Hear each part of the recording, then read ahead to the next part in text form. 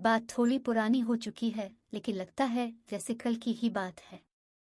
मैं अपने mummy papa और दादी के साथ रहता हूँ। एक बार मेरे मम्मी पापा को मेरे मामा की बेटी की शादी में लुधियाना जाना पड़ा। उनकी एक ही बेटी है, इस वजह से शादी भी बड़ी धूमधाम से हो रही थी। दिक्कत ये थी कि मेरे बीटेक के एग्जाम चल रहे थे, इसमें जा नहीं सकता था, और मेरी नानी बहुत बुजुर्ग होने की वजह से नहीं जा सकती थी। वो सारा दिन तो इबादत करती रहती है या बेड पर लेटी खर्राट मारती है। लिहाजा ये तय हुआ कि एक हफ्ते के लिए मेरे ताऊ जी की छोटी बहू, जिनकी शादी सिर्फ गुज़िश्ता माह ही हुई थी, को बुला दिया जाए। पापा ने ताऊ जी को फ़ोन करके सारी बात बता दी और की छोटी भाभी को भेजने के लिए कह दिया। दूसरे दिन छोटे भैया भाभी को लेकर आ गए तो मम्मी पापा शादी में चले गए। भैया भी भाभी को छोड़कर शाम की ट्रेन से गांव चले गए। इस तरह मैं, भाभी और दादी ही अब घर में थे। भाभी 5 बहनों में सबसे छोटी है और इस वक्त सिर्फ 1 साल की थी, जबकि मेरे भैया 35 साल के थे। इस बेमेल शादी का सबब भाभी के वालिद का ना होना और बहुत ही गरीब होना था। उधर बेरोजगार और नशेड़ी होने की वजह से भैया की भी शादी नहीं हो रही थी, लेकिन ताऊ जी पुलिस में इंस्पेक्टर थे, लिहाजा उन्होंने किसी तरह चक्कर चलाकर ये शादी करवा ली।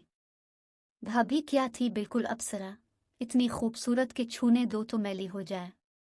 लेकिन मेरे दिल में उनके लिए कोई भी गलत ख्याल नहीं था।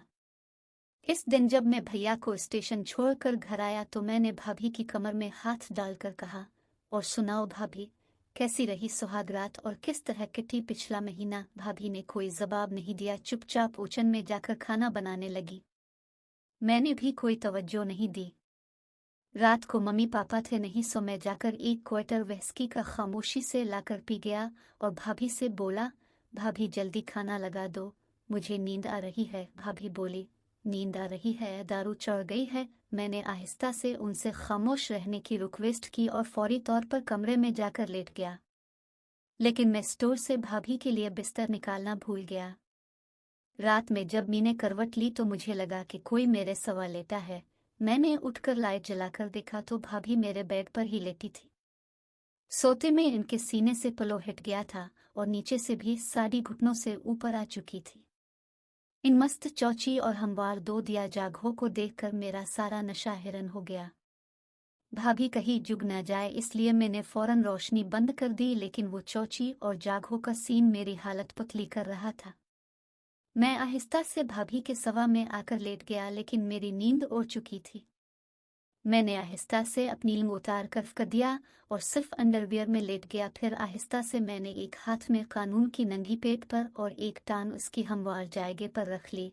जब मैंने देखा भाभी ने कोई नोटिस नहीं लिया तो मैंने आहिस्ता से अपनी टांग ऊपर खिसका कर अपना हाथ उनकी मस्त चौची पर रख लिया। मेरा घटना अब उनकी चौथ को टच कर रहा था। ये पता चलने पर कि उन्होंने टाइट्स नहीं पहन रखी है, मेरा टाइट होने लगा और मुझ पर मस्ती छाने लगी। मैंने धीरे से फिर अपना घटना इन रवैयेदार चौथ पर रखकर इनकी चौची को हल्के से दबाना शुरू कर दिया। अब मेरा मस्ती से बुरा हाल था और मेरा बुरी तरह पिनी पिना रहा था। बाकी कहानी अगली वीडियो में।